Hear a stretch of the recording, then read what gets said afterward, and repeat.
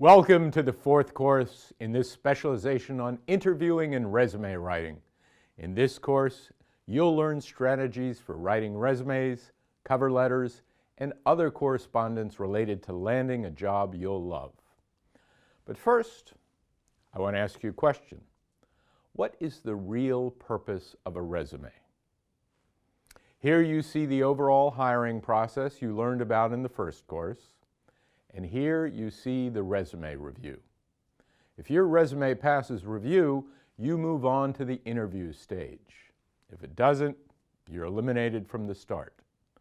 That tells you that a resume has one primary purpose: to convince an organization to invite you in for an interview, or at least for a phone interview. If that happens, you have an effective resume. This means your resume is a marketing document. It matches the key words for the competencies the organization has advertised for. It's nothing more than a marketing document, but it's nothing less, meaning it's attractive, easy to read, and mistake-free. It's your personal marketing representative, going out into the world and representing you. Many people mistakenly think of a resume as a summary of their entire life and career. When they write their resume, they stick in everything they've ever done and every bit of information about themselves. That is an unfortunate mistake. It produces generic resumes that fail to target the hiring organization, and as a result, often end up in the trash can.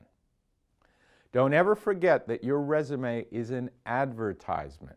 It needs to target a specific customer, namely the hiring organization, and often a specific audience, which means at the start, the resume screener.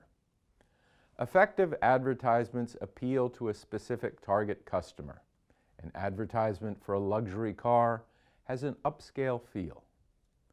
An advertisement for a luxury home puts you in that imaginary setting and makes you feel like you're already there. And a winning resume works like an effective advertisement. It mirrors the environment of the hiring organization. Objectives, experience, and accomplishments match the key words in the job description. The level of vocabulary and industry-specific terms are those used by the organization. A winning resume simply feels right to the hiring organization. This idea from Michael Jordan captures the spirit of a winning resume. You want your resume to impress the hiring organization, to create interest, to persuade the organization to call, to say, this candidate is special. This candidate has the right mind, the right skills, and the right motivation. A resume written with that in mind will look very different from a piece written merely as a catalog of your job history. It will clearly and concisely demonstrate that you have the potential to help the hiring organization be successful. It will contain the best evidence to support that claim. It will be free of any irrelevant information that distracts from that claim. A winning resume will be focused on a specific organization, a specific position, and a specific audience. White space will serve to help focus the reader's attention.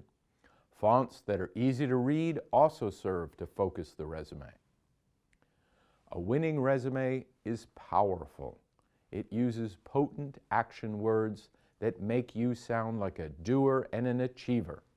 It uses explicit numbers and specific details that add credibility to your accomplishments.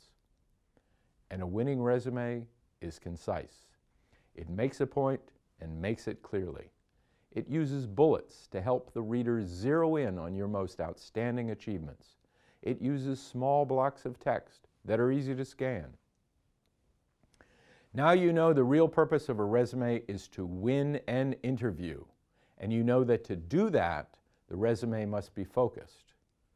How are you going to accomplish that focus? By highlighting those parts of your background that provide evidence you have the competencies the hiring organization is looking for. That's what you'll learn about in the next lesson.